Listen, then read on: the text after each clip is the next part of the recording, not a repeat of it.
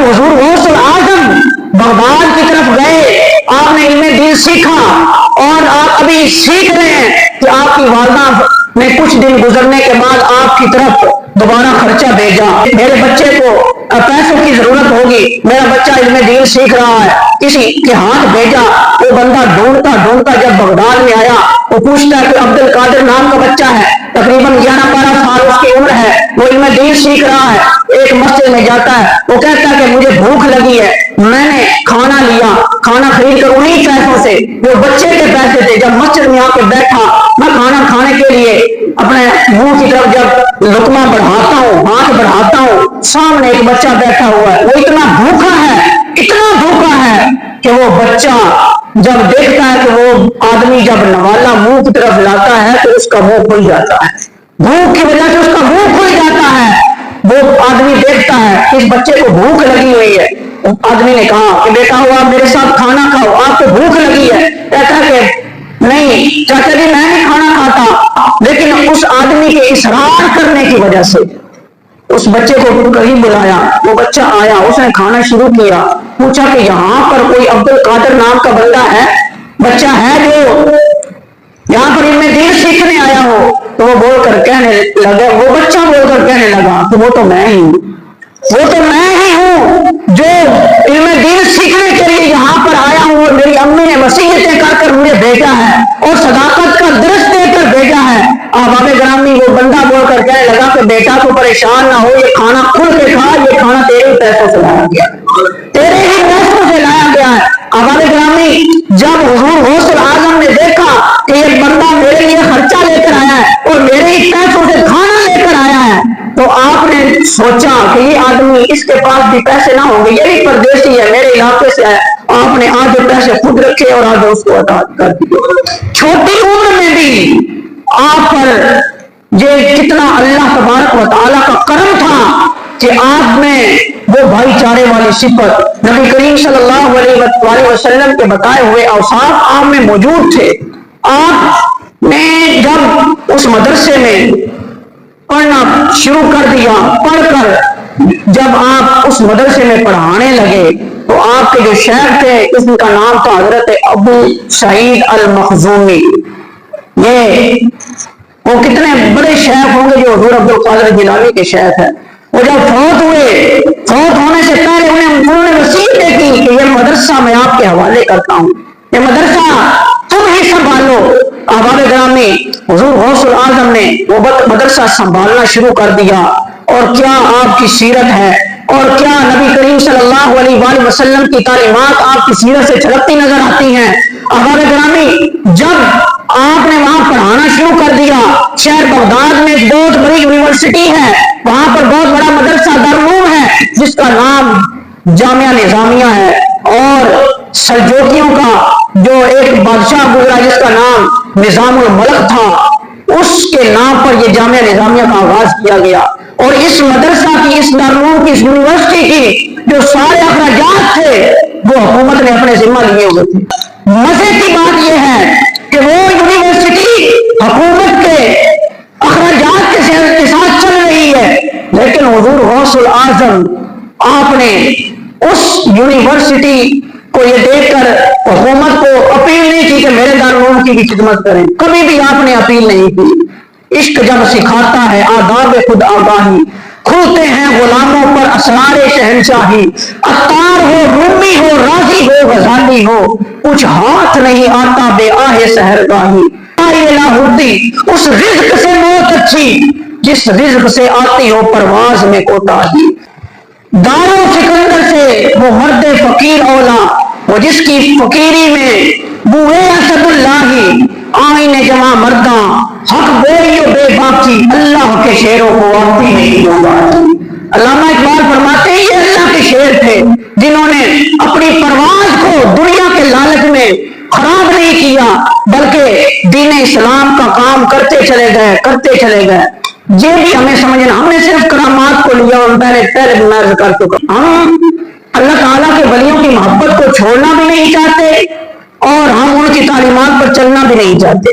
ہمیں چاہیے کہ ہم کرامات اور جو ہم نے رسومات جو ہم نے رائج کی ہیں اس معاشرے میں، اور صرف ان के मेलों का ये काम रखा हुआ है, हमें उनसे निकल कर हमें चाहिए कि हम उनकी तालीमात को भी समझें। उन्होंने अल्लाह तबारक व तआला को मनाया कैसे, उन्होंने अल्लाह तबारक व तआला की बारगाह में गिरफ्तारी कैसे की, उन्होंने अल्लाह तबारक व तआला की बारगाह में आकर जबीन न्याज कैसे झुकाई, ये सारी चीजें हमें समझ कर उनकी जब तालीमात पर चलेंगे तो फिर हम कादरी कहलाने के काबिल हैं। अगर हम सिर्फ और सिर्फ उनकी करामात बयान करते रहें और उन्होंने ये भी कर दिया, उन्होंने वो भी कर दिया, उन्होंने वो भी कर दिया, हमने क्या किया है? उन्होंने तो अल्लाह तबारक व तआला को मनाया है, हमने क्या किया है?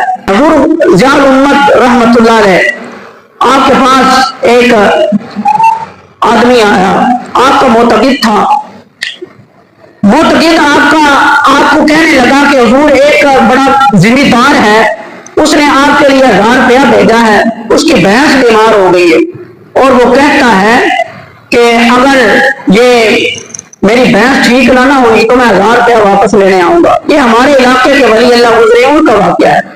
आप देखें कि उन्होंने क्या सबक छोड़ा है हमारे लिए कि हुजूर ज़ियाउल उम्मत को जब वो कहने लगा कि अगर मेरी भैंस ठीक ना हुई तो मैं 1000 रुपया वापस लूंगा, आपने वो 1000 रुपया उसके मुंह पर मारा।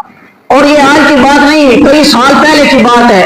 1000 की कुछ कदर भी हुआ करती थी। आपने जब मुंह पे मारा और आपने एक तारीखी जुमला कहा, आपने कहा कि मेरा अल्लाह कोई मेरा मुंशी नहीं है, मेरा अल्लाह मेरा मुंशी नहीं है, वो मेरा माबूद है, मेरा मकसूद है, मेरा मतलूब है, मैं उसको मानूंगा, ये नहीं कि वो मुझे मनाता फिरे। ये मेरा हक है कि मैं उसको मनाऊं क्योंकि मैं उसका बंदा हूं। ये अब हमारे माशरे में ये क्या हो रहा है कि हमें ये बात बताई गई है कि बस जो अल्लाह ताला का वली जबान से कह दे, अल्लाह ताला माज़अल्लाह मानने पर मजबूर हो जाता है। ऐसी बात नहीं है। वो अल्लाह ताला को मनाने का ढंग रखते हैं, वो आजिज़ी रखते हैं अल्लाह तबारक व तआला की बारगाह में। और वो ऐसे जब उनकी बात के पीछे एक अमल होता है, उस अमल पे उसकी बात का ऐसा असर होता है कि जब वो किसी के ज़हनों में उतरती है, नूर फूटता चला जाता है। उनकी बात का असर इस हद तक होता है कि अल्लामा इकबाल फरमाते हैं कि आज हमारे भाई दुनिया को क्या सिखा रहे हैं कि वालिद कौम की वो पुख्ता ख्याली ना रही, बड़के तभी ना रही, शोला मकानी ना रही, रह गई रस्में हजारों है बिलाली ना रही, फलसफा रह गया तलकीन गजाली ना रही, मस्जिद मर्सी कहाँ है कि नमाजी ना रहे, यानी वो साहिब हिजाजी ना रहे। वो अमल न रहा कि जो सहाबा किराम का अमल था, वो अमल न रहा जो अल्लाह तबारक व तआला के औलिया का अमल था। हम लोगों ने बस जो बात सुनी उसी को आगे बयान कर दिया, बेशक झूठ है सच है। जब हमने हमारी तहकीकात जो है वो मांद पड़ गई, हमारे दिलों में हमारे ज़हनों में दीन इस्लाम की तलब ही ना रही, हम लोग मस्जिदों से दूर होते चले गए, अपने बच्चों को स्कूल की जीनत बना दिया, खुद कारोबार की जीनत बन गए और सिर्फ दौलत ही हमारा मकसूद बन गया। तो दोस्तों ये अंदाज़े मुसलमानी नहीं है, ये अंदाज़े मुसलमानी नहीं है। वह नाकामी मताए कारवां जाता रहा, कारवां के दिल से एहसास से ज़िया जाता रहा। दोस्तों हुजूर गौसुल आजम की आप तालीमात को समझें कि आपने किस अंदाज से इस दुनिया को तबलीग सिखाई और किस अंदाज से आपने इल्म दीन पढ़ा और पढ़ाया। आपने किस अंदाज से अपने मोतक़िदीन में जो है एक जज्बा उभारा। अब आप लोग सुनते रहते हैं हुजूर गौसुल आजम की कई करामात, लेकिन आपने कभी ये भी बात सुनी है कि हुजूर गौसुल आजम ने अपने दारूम में कैसे कैसे साइंसदान पैदा किए, कैसे कैसे गौस पैदा किए, कैसे कैसे औलिया पैदा किए।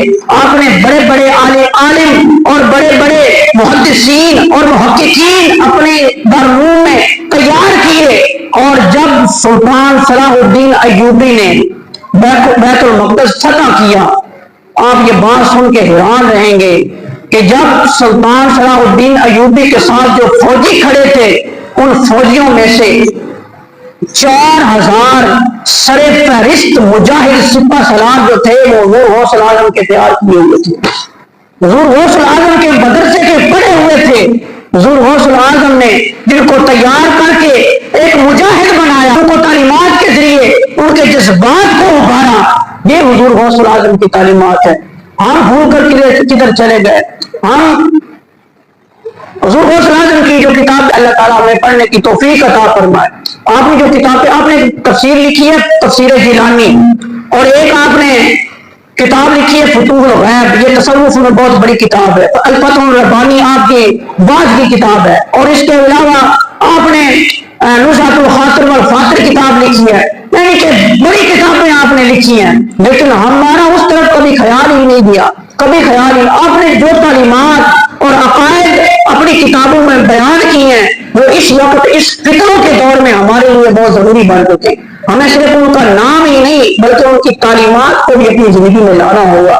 اللہ تبارک و تعالیٰ کی بارگاہ میں دعا ہے کہ اللہ تعالیٰ ہمیں عمل کی توفیق عطا فرمائے.